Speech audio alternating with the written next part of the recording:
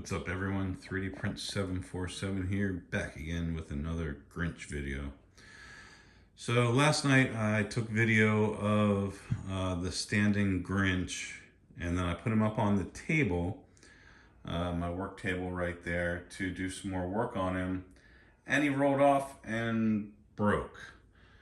And what broke was the head, and the other elbow kind of shattered. You can't really see it, but what I've done is kind of put Bondo on it to get it all cleaned up and get it back in place. And then I've also taken Bondo and I'm filling in the gaps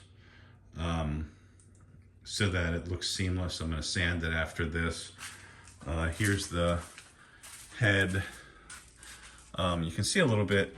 What I did was I spray foamed in, it's Loctite spray foam, and it expands.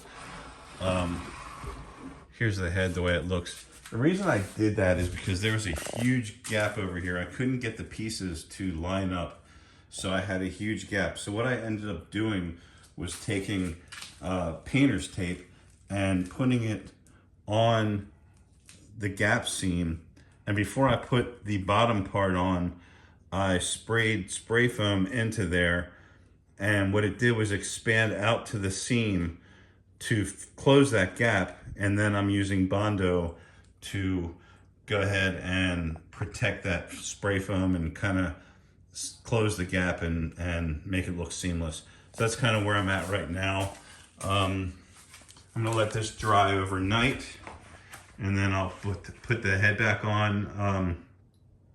I'm gonna glue it initially with CA, and then what I'm gonna do, excuse me, is try this liquid nails, or not liquid nails, sorry, that's in the house.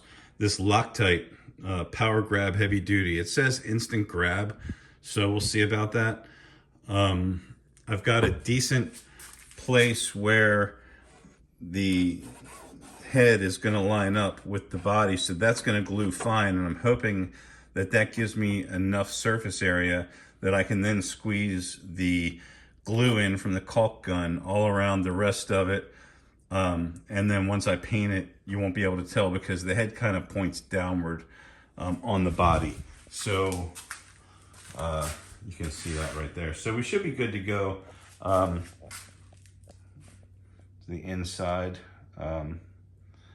you really can't see the spray foam down in the gap, but yeah, there is a huge gap right here that I'm working on filling in and sanding. It's also kind of the back of the body, so you won't really see it when it's standing out in the yard, so it's not that big a deal, but I want to get it done, for one, so that rain doesn't get on it and seep in, but two, just to kind of make it look a little nicer.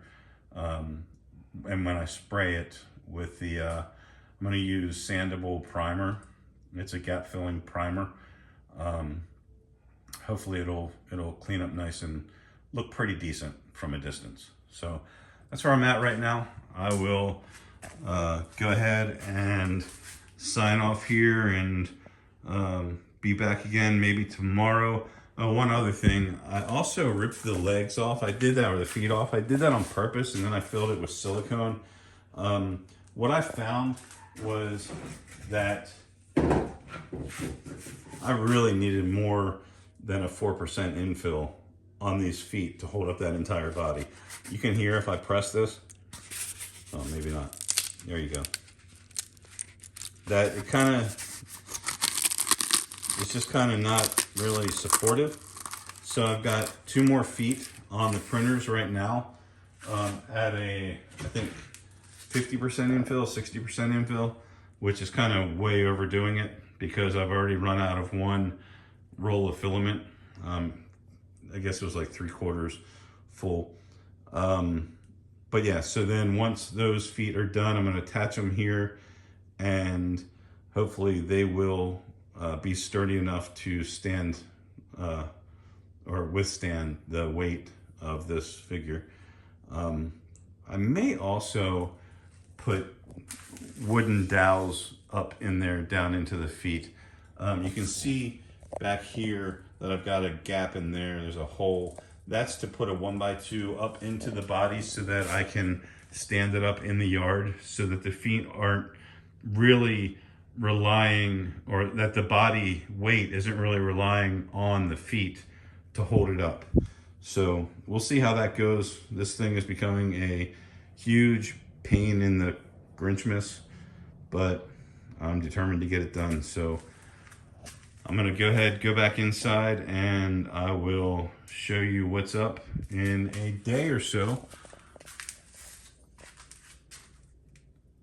Thanks for watching. Please be sure to like and subscribe.